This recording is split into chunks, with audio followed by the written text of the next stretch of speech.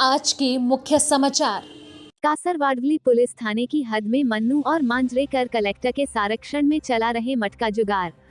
समाज कल्याण विभाग ने ट्रांसजेंडर समुदाय के लिए किफायती आवास योजना का प्रस्ताव। मुंबई पुलिस ने एक अंतर्राज्यीय गिरोह द्वारा बैंक डकैती की साजिश का भंडाफोड़ किया। माता पिता ने बुरी शक्तियों को भगाने के लिए बच्ची पर काला जादू करते हुए पीट कर मार डाला। मुंबई से सटे ठाणे शहर इस समय मटका जुगार के अड्डों का शहर बन चुका है। जिधर देखो उधर मटका जुगार के बड़े बड़े अड्डे चलाए जा रहे हैं। ऐसा ही एक मटका जुगार कासरबडावली पुलिस थाने की हद में पाटलीपाड़ा ठाणे पश्चिम में चल रहा है।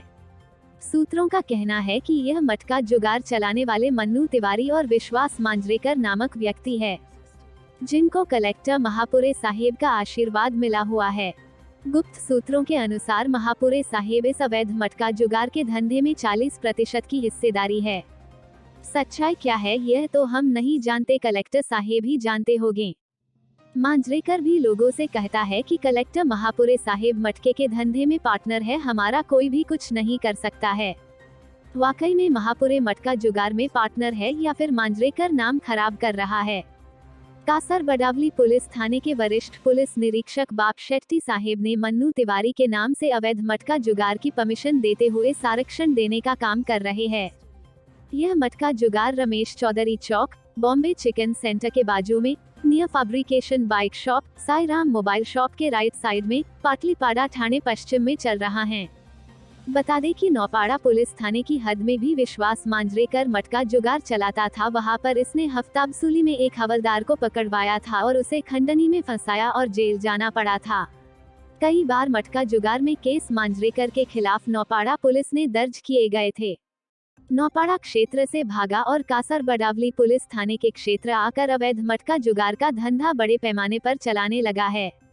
सूत्रों का कहना है कि मन्नू तिवारी के नाम से वरिष्ठ पुलिस निरीक्षक ने अवैध मटका जुगार के धंधे को ओरली परमिशन दिया हुआ है।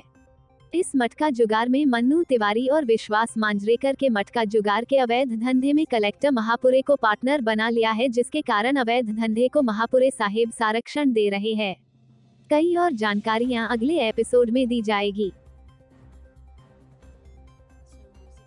मुंबई, महाराष्ट्र सरकार के समाज कल्याण विभाग ने ट्रांसजेंडर समुदाय के लिए एक किफायती आवास योजना का प्रस्ताव दिया है। एक वरिष्ठ अधिकारी ने कहा कि ट्रांसजेंडर व्यक्तियों को अक्सर उनकी लिंग पहचान से जुड़े कलंक के कारण अच्छे इलाके में घर खरीदना या किराए पर लेना मुश्किल होता है, इसलिए यह योजना मददगार होगी। प्रस्तावित योजना के तहत ट्रांसजेंडर समुदाय के लिए नागपुर शहर में एक समर्पित आवास परिसर में 450 वर्ग फुट के लगभग 150 फ्लैटों की पेशकश की जाएगी। डॉक्टर प्रशांत नारनवारे, आयुक्त समाज कल्याण ने कहा कि नागपुर इम्प्रूवमेंट ट्रस्ट NIT के पास फ्लैट उपलब्ध हैं। यह हमें बेचने के लिए सहमत हो गया है।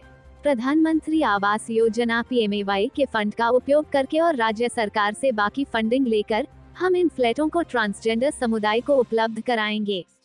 वे इन फ्लैटों के मालिक होंगे। उन्होंने कहा कि अगर मंजूरी मिलती है तो यह राज्य में इस समुदाय के लिए पहली समर्पित आवास योजना होगी। नारनवारे ने कहा, हम इस हाशिए पर रहने वाले समुदाय के लिए आश्रय गृहों या हॉस्टल की सुविधा के बारे में सुनते हैं, लेकिन हमारी योजना की परिकल्पना है कि वे फ्लैटों के मालिक होंगे, परिसर के मालिक होंगे और एक सम्मानजनक जीवन जी सकते हैं।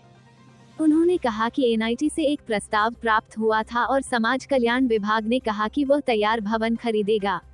उन्होंने कहा, इसे राज्य सरकार को मंजूरी के लिए भेजा गया है। वित्त विभाग की मंजूरी मिलने के बाद फ्लैट NIT से खरीदे जाएंगे और हम आवंटन शुरू कर देंगे। यह पूछे जाने पर कि क्या इस योजना को मुख्यधारा में लाने के बजाय समुदाय को अलग करने के लिए आलोचना मिल सकती है, नारनवारे ने कहा कि अंतिम लक्ष्य हमेशा यह होगा कि समुदाय के सदस्य मुख्यधारा के समाज में आत्मसात हो जाएं, लेकिन आवास ढूंढना उनके लिए एक वास्तविक समस्या थी। उन्होंने कहा कि ट्रांसजेंडर समुदाय के प्रतिनिधियों के मुद्दों को समझने के लिए राज्य में नियमित सम्मेलन आयोजित किए जाते हैं। उन्होंने कहा कि वे जिस मुद्दे का सामना कर रहे हैं वह यह है कि कोई भी उन्हें घर देने के लिए तैयार नहीं है, भले ही उनके पास इसे खरीदने या किराए पर लेने के लिए पैसे हों। इन सम्मेलनों में हम एक आम शिकायत सुनते हैं कि वे एक अच्छे आवास में घर या फ्लैट खोजने के लिए संघर्ष करते हैं। उनमें से कुछ झुग्गी झोपड़ियों में रहने को मजबूर हैं।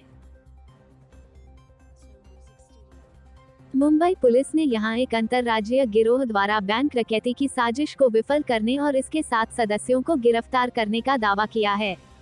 मीरा भायंदर वसई विरार के पुलिस प्रवक्ता बलराम पालकर ने बुधवार को बताया कि पुलिस ने हरियाणा के मेवाती गिरोह के सदस्यों के पास से डकैती करने के लिए इस्तेमाल किए जाने वाले उपकरण जैसे एक गैस सिलेंडर, रेगुलेटर, पाइप, एक गैस कटर, 2 बड़े चाकू, बैटरियां, नायलॉन की रस्सी, स्क्रू बार, स्क्रू ड्राइवर, मिर्च पाउडर का एक पैकेट, एक खाली नंबर प्लेट, उस पर चिपकाने के लिए स्टिकर और मोबाइल फोन बरामद किए हैं। उन्होंने बताया कि गुप्त सूचना पर कार्रवाई करते हुए पुलिस के एक दल ने पालघर जिले के नालासोपारा क्षेत्र के प्रगति नगर में रविवार रात गिरोह के 7 सदस्यों को गिरफ्तार किया। अधिकारी ने बताया कि पूछताछ के बाद पुलिस को पता चला कि गिरोह के सदस्य मीरा भायंदर, वसई विरार, ठाणे और नवी मुंबई क्षेत्रों में इसी तरह के अपराधों में शामिल थे और उनके खिलाफ विरार, कोलसेवाड़ी और खारघर पुलिस थानों में पहले भी मामले दर्ज किए गए थे। उन्होंने बताया कि आरोपियों की पहचान जाहिद हसन खान उर्फ 23, वारिस जलालू खान 23, आसिफ माजिद खान 25, हाकम हनीफ खान 33, रघुनंदन शिवविलास द्विवेदी उर्फ 24, निजाम रामजानी सैयद 35 और राजू उर्फ दयाराम यादव 20 के तौर पर की गई है। उन्होंने बताया कि उनके खिलाफ तुलिंज पुलिस थाने में संबंधित धाराओं के तहत मामला दर्ज किया गया है।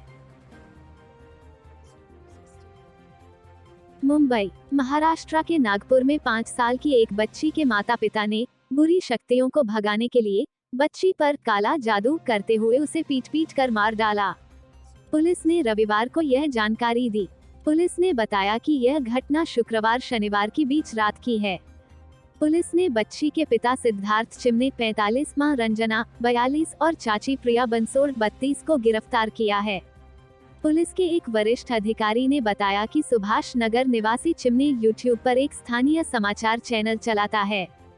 वह पिछले महीने गुरु पूर्णिमा पर अपनी पत्नी और 5 और 16 साल की 2 बेटियों के साथ तकलघाट इलाके में एक दरगाह गया था। तब से व्यक्ति को अपनी छोटी बेटी के व्यवहार में कुछ बदलाव महसूस हो रहा था। अधिकारी ने बताया कि पिता का मानना कि बच्ची पर कुछ बुरी शक्तियों का साया है और उसने उन्हें दूर भगाने के लिए काला जादू करने का फैसला किया गया। लड़की के माता पिता और चाची ने रात में काला जादू करना शुरू किया और उसका वीडियो भी बनाया, जिसे बाद में पुलिस ने उनके फोन से बरामद कर लिया। वीडियो में आरोपी रो रही लड़की से कुछ सवाल पूछते नजर आ रहे हैं। अधिकारी ने बताया कि बच्ची सवालों को समझ नहीं पा रही थी।